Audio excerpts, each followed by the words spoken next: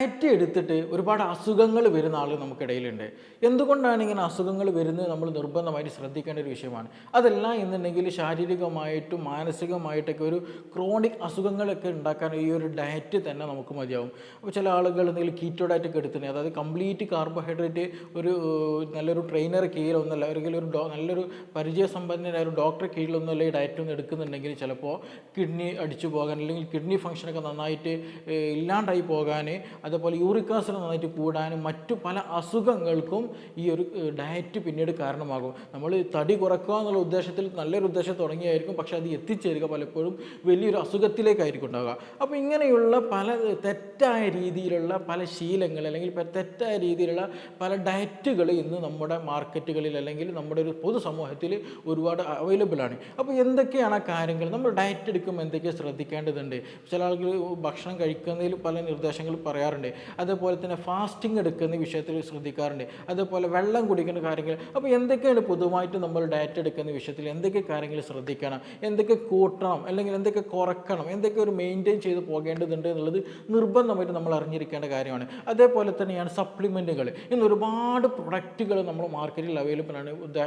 ദഹനം കുറക്കുന്നതിന് വേണ്ടിയിട്ട്, digestion metabolism കൂട്ടുന്നതിന് വേണ്ടിയിട്ട്, വിശപ്പ് കുറക്കുന്നതിന് വേണ്ടിയിട്ട്, ഇങ്ങനെയുള്ള പല പ്രൊഡക്റ്റുകളും മാർക്കറ്റിൽ അവൈലബിൾ ആണ്. അപ്പോൾ ഈ പ്രൊഡക്റ്റുകളൊക്കെ നമ്മൾ എങ്ങനെയൊക്കെ ഉപയോഗിക്കാൻ നമുക്ക് കഴിയും, ഏതൊക്കെ നമ്മൾ മാറ്റി നിർത്തേണ്ടതുണ്ട്. ഇനി അതുമല്ല, നമ്മുടെ വീട്ടിൽ നിന്ന് തന്നെ നമുക്ക് ചെറിയ രൂപത്തിൽ ചെയ്യാൻ പറ്റാവുന്ന ഫാറ്റ് ബേണിങ് എന്തൊക്കെ നമുക്ക് ചെയ്യാൻ കഴിയും, എക്സസൈസ് നമുക്ക് എങ്ങനെ മെയിൻറ്റെയിൻ ചെയ്യാൻ കഴിയും, എങ്ങനെ നമുക്ക് നല്ലൊരു ജീവിത ശൈലി നമുക്ക് ക്രമീകരിക്കാൻ കഴിയും, എങ്ങനെ നല്ലൊരു ഭക്ഷണ ക്രമീകരണം നമുക്ക് ചെയ്യാൻ കഴിയും എന്നതിനെക്കുറിച്ചുള്ള ഒരു ചെറിയ ഒരു സെക്ഷൻ.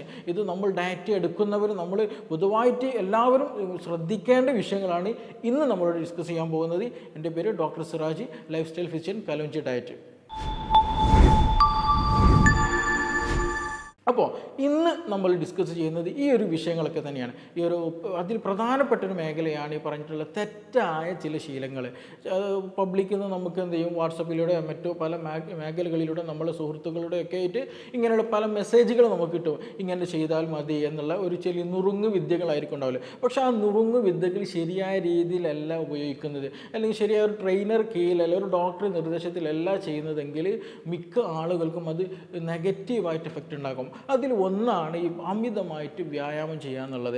നന്നായിട്ട് അമിതമായിട്ട് വ്യായാമം ചെയ്ത് കഴിഞ്ഞാൽ ചില ആളുകൾക്ക് ശാരീരികമായിട്ട് നല്ലോണം ക്ഷീണങ്ങൾ ഉണ്ടാക്കുകയേ ഉള്ളൂ. ഇപ്പോൾ ചില ആളുകൾ ഉണ്ടായിരിക്കും ഈ നല്ല ഫാറ്റ് വരാനുള്ള ഒരു റീസൺ ചിലപ്പോൾ ഈ പറഞ്ഞ പോലെ എന്തെങ്കിലും ഡ്രഗ്സിൻ്റെ സൈഡ് എഫക്റ്റ് കാരണമായിട്ടുണ്ടാകും, അല്ലാന്നുണ്ടെങ്കിൽ എന്തെങ്കിലും ടെൻഷൻ കാരണം, ഡിപ്രഷൻ കൂടിക്കഴിഞ്ഞ് ഹോർമോൺ ഡിഫറൻഷ്യൻസ് അല്ലെങ്കിൽ ഹോർമോണിൽ എന്തെങ്കിലും മാറ്റം വന്നത് കൊണ്ടുള്ള ഈ ഒരു പൊണ്ണത്തടി ആയിരിക്കാം. അപ്പോൾ അതേപോലെ പ്രഗ്നൻസി കഴിഞ്ഞാൽ ഉണ്ടാകുന്ന ഒരു പൊണ്ണത്തടി ചില ആളുകൾക്കുണ്ട്. അതുപോലെ ജനറ്റിക്കലി വരുന്ന പൊണ്ണത്തടികൾ. അപ്പോൾ ഇങ്ങനെയുള്ള ഒരുപാട് കാറ്റഗറി ഉള്ള പൊണ്ണത്തടിയുണ്ട്.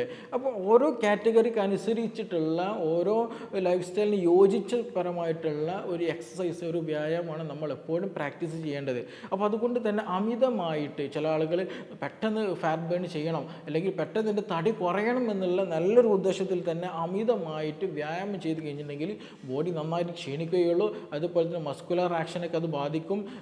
അതേപോലെ നന്നായിട്ട് സ്വെറ്റിംഗ് ഉണ്ടായിരിക്കും, ഡീഹൈഡ്രേഷൻ നന്നായിട്ടുണ്ടായിരിക്കും, ഡ്രൈനെസ് നന്നായിട്ടുണ്ടായിരിക്കും. ഈ ഡ്രൈനെസ് കാരണമായിട്ട് നമ്മുടെ ഫേസിൻ്റെ കളർ ചേഞ്ചസ് നന്നായിട്ട് മാറും. അതുപോലെ കോൺസ്റ്റിപ്പേഷൻ പോലെ പ്രശ്നങ്ങൾ ഉണ്ടായിരിക്കും. അതുപോലെ റിങ്കിൾസ് ഒക്കെ നന്നായിട്ട് ഫേസിൽ ഫോം ചെയ്യാനേ സഹായിക്കുകയുള്ളൂ. അപ്പോൾ അങ്ങനെയുള്ള അമിതമായിട്ടുള്ള എക്സസൈസുകൾ ഉണ്ടെങ്കിൽ അത് നിയന്ത്രണമാക്കി കൊണ്ടുവരൽ വളരെ ഇമ്പോർട്ടൻ്റ് ആണ്. അപ്പോൾ അമിതമായിട്ട് ചെയ്യുക എന്നുള്ള ശൈലി, തടി കുറക്കാൻ അമിതമായിട്ട് എക്സസൈസ് ചെയ്താൽ മതി, വ്യായാമം ചെയ്താൽ മതി എന്നുള്ളത് തെറ്റാധാരണയാണ്. ചില ആളുകൾക്ക് നല്ലതാണ്, അത് കണ്ടീഷൻ അനുസരിച്ച്, അദ്ദേഹത്തിൻ്റെ മെറ്റബോളിസം അനുസരിച്ച്, അദ്ദേഹത്തിൻ്റെ ബോഡി മാസ് ഇൻഡെക്സ് അനുസരിച്ചിട്ട് മാത്രമാണ് നമ്മൾക്ക് എക്സസൈസ് നിർദ്ദേശിക്കാൻ കഴിയുള്ളൂ. ചില ആളുകൾ ഉണ്ടായിരിക്കും ഹാർട്ട് ഡിസീസ് ഉള്ളവരായിരിക്കും, ഹൃദയത്തിന് അറ്റാക്ക് വന്നതൊക്കെ ഉണ്ടായിരിക്കും. അപ്പോൾ അങ്ങനെയുള്ള കാർഡിയാക് എക്സസൈസുകളൊക്കെ, കൂടുതൽ ശ്വസന സംബന്ധമായിട്ടുള്ള കൂടുതൽ റണ്ണിങ്, സൈക്ലിംഗ് പോലെയുള്ള കൂടുതൽ എക്സസൈസുകൾ ചെയ്യുന്നത് പലപ്പോഴും നെഗറ്റീവ് എഫക്റ്റാണ് ഉണ്ടാക്കാറുള്ളത്. അപ്പോൾ അമിതമായിട്ടുള്ള എക്സസൈസ് ചെയ്യുന്ന ഒരു പ്രവണത ഉണ്ടെങ്കിൽ തീർച്ചയായിട്ടും അത് ഒഴിവാക്കേണ്ടതാണ്. രണ്ടാമതൊരു കാര്യമാണ് വെള്ളം കുടിക്കാതിരിക്കുക എന്ന് പറഞ്ഞിട്ടുണ്ടെങ്കിൽ. മിക്ക ആളുകളും നമ്മൾ പേഷ്യൻസ് നമ്മൾ അടികളെടുത്തുമ്പോൾ അവർ പറയും ഡയറ്റ് എടുക്കുന്നുണ്ട്, അല്ലെങ്കിൽ ഇങ്ങനെയൊക്കെയാണ് ചെയ്യുന്നത് എന്ന് പറയുമ്പോൾ അതിൽ പരമാവധി ആളുകളും മിക്ക ആളുകളും തന്നെ വെള്ളത്തിൽ കൂടുതൽ ശ്രദ്ധ ചെലുത്താറില്ല. മിക്ക ആളുകളും ചെയ്യാറെന്താണ്, ഒന്ന് മരുന്ന് അല്ലെങ്കിൽ മധുരം ഒഴിവാക്കും. മിക്ക ആളുകളും ചെയ്യുന്ന കാര്യമാണ് മധുരം കംപ്ലീറ്റ് ഒഴിവാക്കും, അല്ലെങ്കിൽ ഒരു നേരം ചോറ് ഒരു നേരം കുറക്കും, അല്ലെങ്കിൽ രാത്രി സമയത്ത് ചപ്പാത്തി മാത്രം എടുക്കുന്നേ ഉള്ളൂ, അല്ലെങ്കിൽ ഓട്സാണ് എടുക്കുന്നത് കൂടുതൽ, ഇങ്ങനെയൊക്കെ പറഞ്ഞു വരും. പക്ഷെ അതിൻ്റെ കൂടെ വെള്ളം കുടിക്കുന്ന കാര്യത്തിൽ ആരും തന്നെ, മിക്ക ആളുകളും തന്നെ കാര്യമായിട്ട് പരിഗണിക്കാറില്ല. അത് തെറ്റായ ഒരു ശീലമാണ്. കൃത്യമായിട്ട് ഒരു അഡൾട്ടായിട്ടുള്ള ഒരു വ്യക്തി ഒരു ആവറേജ് 2.5 മുതൽ 3 ലിറ്റർ വരെ നമ്മൾ നിർബന്ധമായിട്ട് വെള്ളം കുടിക്കണം. അപ്പോൾ ആവറേജ് ഒരു അഡൾട്ടായിട്ടുള്ള ഒരു ഹ്യൂമൻ ബീങ്, ഒരു മനുഷ്യൻ എന്തായിരിക്കണം, 2.5 മുതൽ 3 ലിറ്റർ വെള്ളം കുടിക്കണം. അപ്പോൾ നിങ്ങൾ കൂടുതലായിട്ട് പുറത്ത് വർക്ക് ചെയ്യുന്നുണ്ട്, കൂടുതലായി കളിക്കുന്നുണ്ട്, കൂടുതൽ എക്സസൈസുകളൊക്കെ നന്നായിട്ട് ചെയ്യുന്നുണ്ടെങ്കിൽ അപ്പോൾ നിങ്ങൾ അതിനനുസരിച്ച് ആ തോതനുസരിച്ചിട്ടുള്ള വെള്ളം കുടിക്കാൻ നിർബന്ധമായിട്ട് ശ്രദ്ധിക്കണം. ഇല്ലെങ്കിൽ നേരത്തെ പറഞ്ഞതുപോലെ ഡീഹൈഡ്രേഷൻ നന്നായിട്ടുണ്ടായിരിക്കും, നമ്മുടെ മെറ്റബോളിസം നന്നായിട്ട് ബാധിക്കും, നന്നായിട്ട് ക്ഷീണം ബാധിക്കും, പിന്നെ യൂറിക് ആസിഡ് പോലെയുള്ള സ്റ്റോണിൻ്റെ പോലെയുള്ള പ്രശ്നങ്ങളൊക്കെ ഉണ്ടായിരിക്കും, അതുപോലെ കോൺസ്റ്റിപ്പേഷൻ ഉണ്ടായിരിക്കും, ദഹനക്കേടുകൾ നന്നായിട്ടുണ്ടായിരിക്കും. അതുമായി ബന്ധപ്പെട്ട പല അസ്വസ്ഥതകൾ ഈ മിക്ക ആളുകൾക്കും ഇതുണ്ടാകാനുള്ള സാധ്യത വളരെ കൂടുതലാണ്. പൈൽസ് പോലെയുള്ള പ്രശ്നങ്ങൾ, ഫിഷർ പോലെയുള്ള ബുദ്ധിമുട്ടുകൾ, മൂലക്കുരു എന്നൊക്കെ പറയുന്നത്. അപ്പോൾ ഇതൊക്കെ വെള്ളം കൂടി കുറഞ്ഞു കഴിഞ്ഞാൽ ഉണ്ടാകും.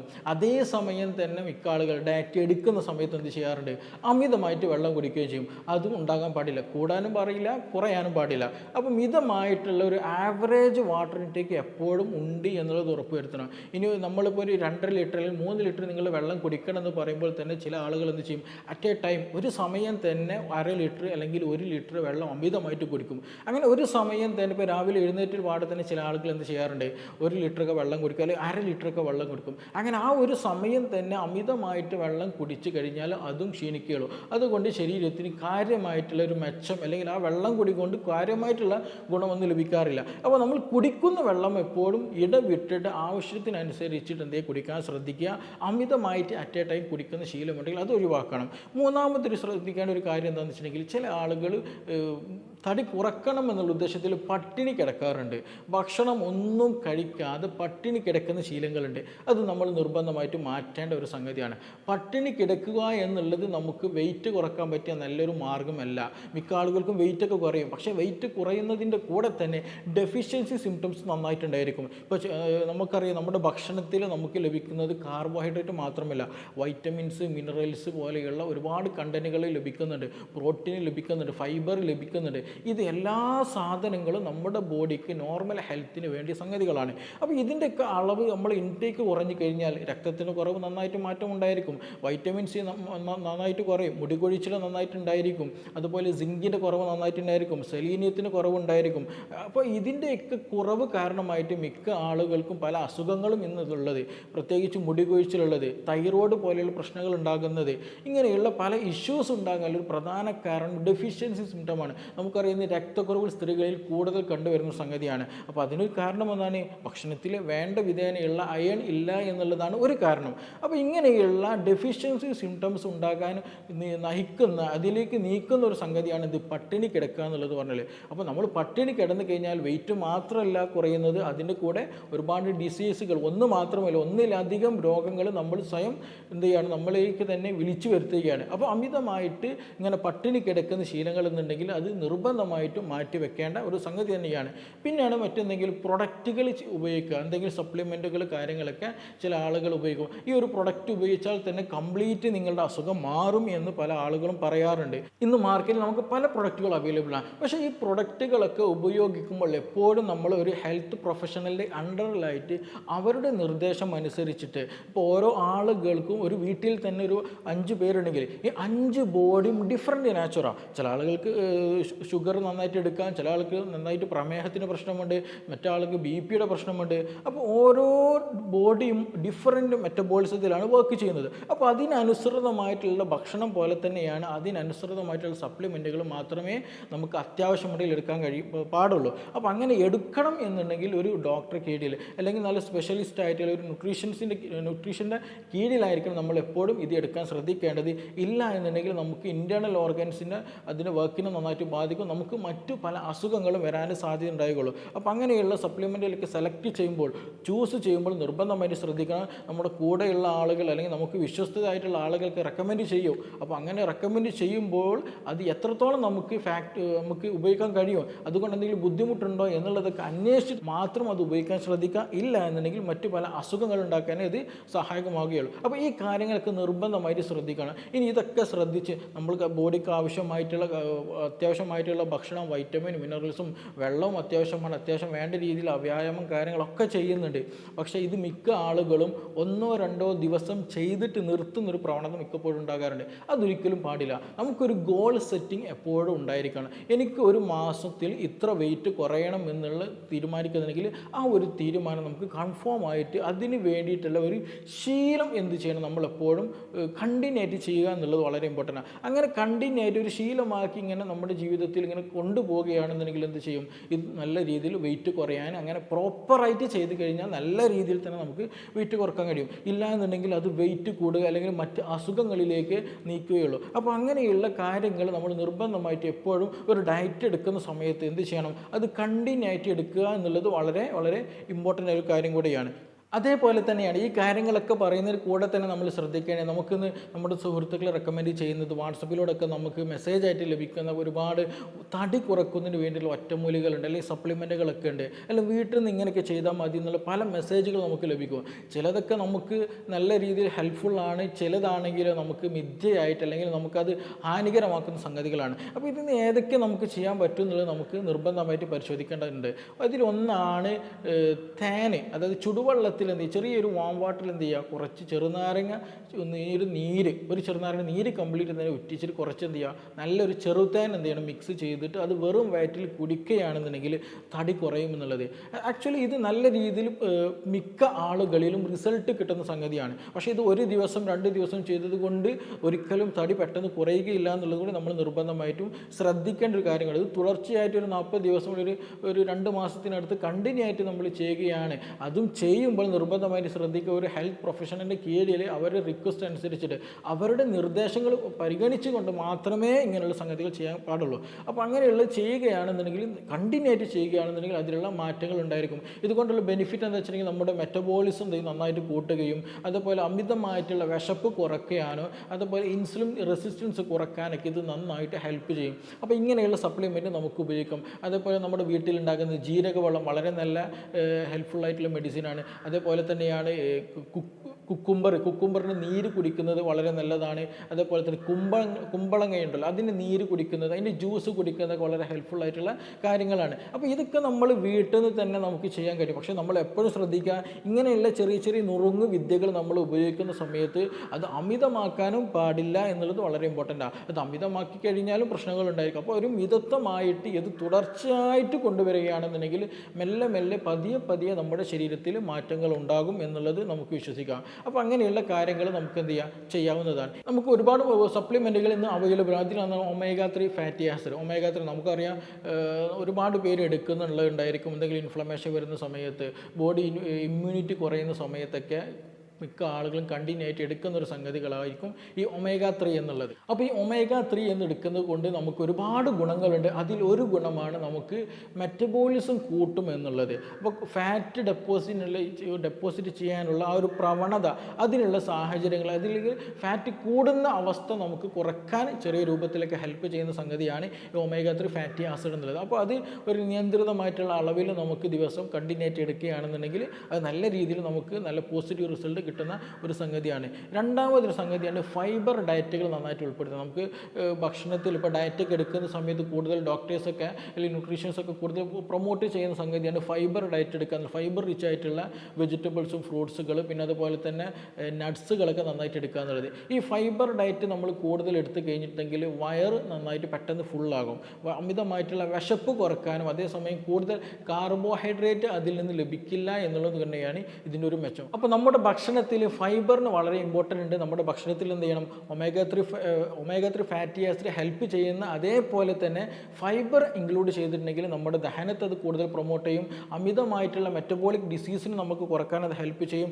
ഇൻസുലിൻ റെസിസ്റ്റൻസ് കുറക്കാൻ അത് ഹെൽപ്പ് ചെയ്യും. അപ്പോൾ പൊണ്ണത്തടി പോലെയുള്ള പ്രശ്നങ്ങൾ, അമിതമായിട്ട് ഫാറ്റ് കൂടുന്ന പ്രശ്നങ്ങൾ, വയറ് ചാടുന്ന പ്രശ്നങ്ങൾ, അതുപോലെ കൊളസ്ട്രോൾ കൂടുന്ന ഇഷ്യൂസുകൾ, മൈഗ്രെയിൻ പോലുള്ള പ്രശ്നങ്ങൾ, ഇതിനൊക്കെ നമുക്ക് ഹെൽപ്പ് ചെയ്യാൻ ഒരു പരിധി വരെ ഫൈബർ ഡയറ്റ് കൊണ്ട് സാധിക്കും. അതേസമയം ഇത് അമിതമാക്കാനും പാടില്ല. അമിതമായിട്ട് അറ്റ് എ ടൈം നിങ്ങൾ ഫൈബർ എടുക്കുകയാണെന്നുണ്ടെങ്കിൽ ഗ്യാസ്ട്രിക് ഇഷ്യൂസുകൾ, ചിലർക്ക് ബ്ലോട്ടിങ് പോലെ പ്രശ്നമായിരിക്കും, നന്നായിട്ട് ഗ്യാസിൻ്റെ ബുദ്ധിമുട്ടുകൾ വരാൻ ചാൻസ് ഉണ്ട്. അപ്പോൾ അമിതമായിട്ട് എടുക്കുകയും ചെയ്യരുത്, കുറക്കാനും പാടില്ല. അപ്പോൾ ഒരു മിതമായ ഒരു മിതത്വം അളവിൽ എപ്പോഴും ഫൈബർ ഡയറ്റിൽ ഉണ്ടാവുക എന്നുള്ളത് വളരെ ഇമ്പോർട്ടൻ്റ് ആണ്.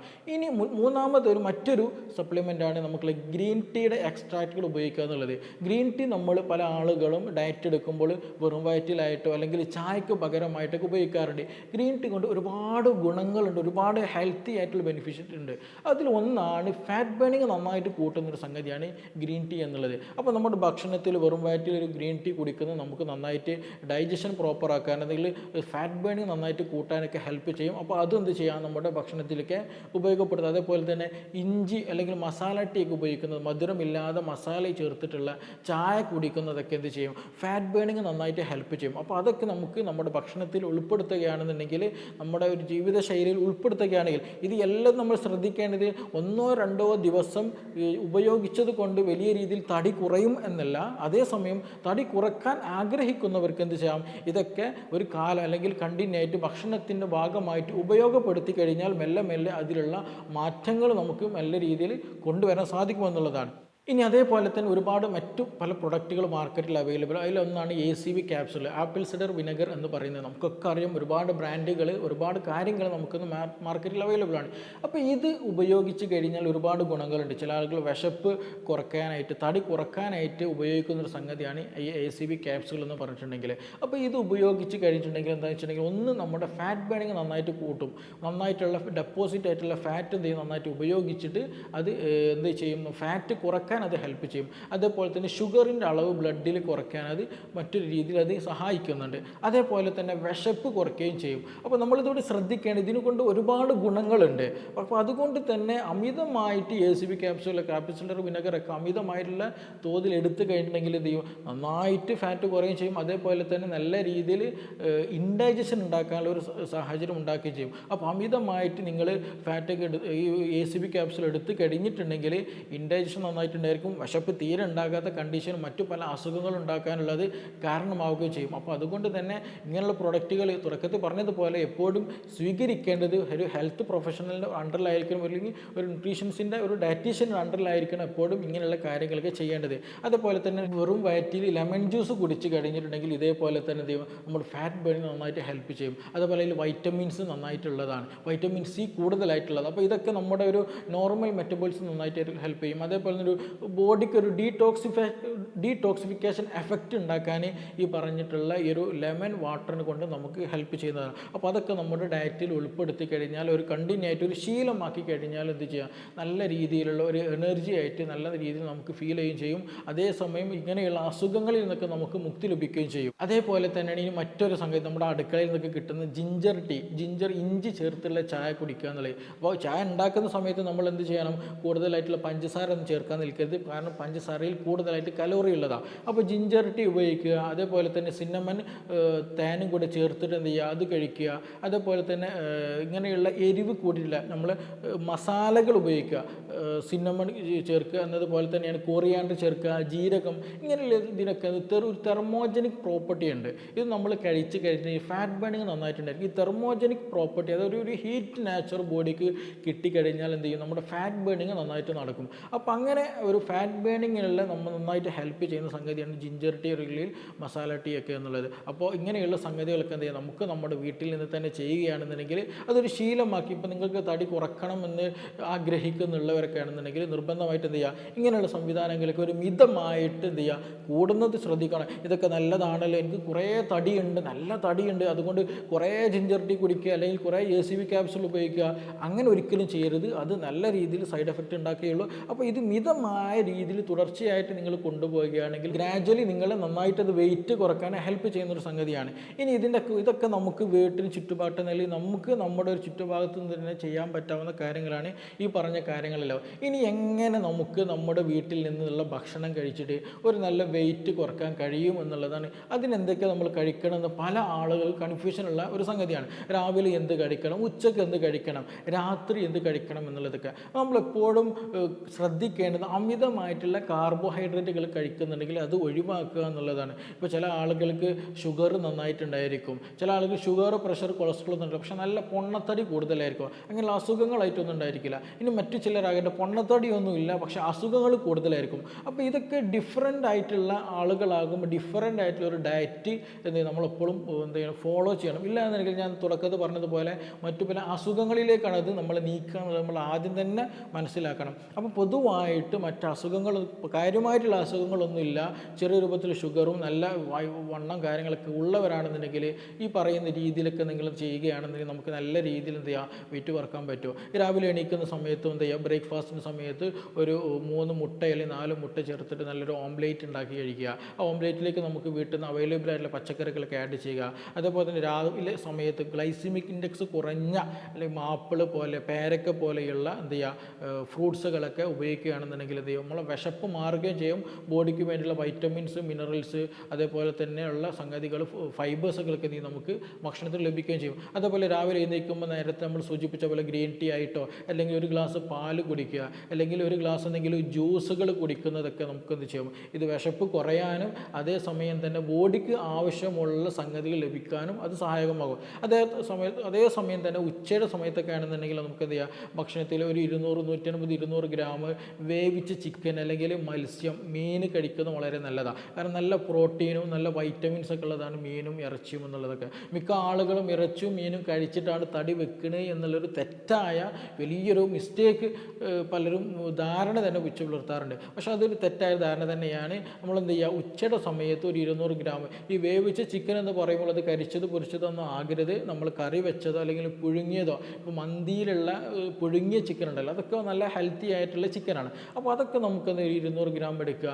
അതേപോലെ തന്നെ നമ്മൾ വീട്ടിൽ അവൈലബിൾ ആയിട്ടുള്ള സലാഡുകളൊക്കെ ഉണ്ടാക്കി വെക്കുക. അതിൽ കുറച്ച് ഒരു 200-150 ഗ്രാം എന്ത് ചെയ്യുക, തൈര് കൂടെ ചേർത്ത് കഴിച്ച് കഴിഞ്ഞിട്ടുണ്ടെങ്കിൽ നല്ല രീതിയിൽ നമ്മുടെ വിശപ്പ് നിൽക്കാൻ അത് ഹെൽപ്പ് ചെയ്യും. അതേസമയം അമിതമായിട്ടുള്ള കാർബോഹൈഡ്രേറ്റ് ഇല്ല, അമിത മധുരങ്ങളൊന്നും ഇല്ലാത്തത് കൊണ്ട് നല്ല ഒരു ബെനിഫിഷ്യൽ ആയിട്ടുള്ള ഹെൽത്തി ആയിട്ടുള്ള ഒരു ലഞ്ച് നമുക്കപ്പോൾ ക്രിയേറ്റ് ചെയ്യാൻ കഴിയും. അപ്പോൾ ഉച്ചയുടെ സമയത്ത് എന്ത് ചെയ്യുക, അങ്ങനെയുള്ള ഭക്ഷണങ്ങൾ ഉൾപ്പെടുത്തുക. അമിതമായിട്ടുള്ള അച്ചാറുകൾ, എരിവ് കൂടിയ ഭക്ഷണങ്ങൾ, അമിതമായിട്ടുള്ള മധുരങ്ങൾ, അങ്ങനെയുള്ള ബേക്കറി ഐറ്റംസുകൾ കാര്യങ്ങളൊക്കെ എന്ത് ചെയ്യണം, കൂടുതൽ ഒഴിവാക്കണം. അതുപോലെ ബനാന, അമിതമായിട്ടുള്ള മധുരമുള്ള ബനാന, അതേപോലെ പഴുത്ത മാങ്ങ കഴിക്കുന്നത്, മുന്തിരി കഴിക്കുന്നത്, ഇതൊക്കെ ഗ്ലൈസീമിക് ഇൻഡെക്സ് നന്നായിട്ട് കൂടുതലാണ്. അപ്പോൾ ഫ്രൂട്ട്സ് ആണല്ലോ എന്നുള്ള ധാരണയിൽ ഇതൊന്നും അമിതമായിട്ട് കഴിക്കാനും പാടില്ല.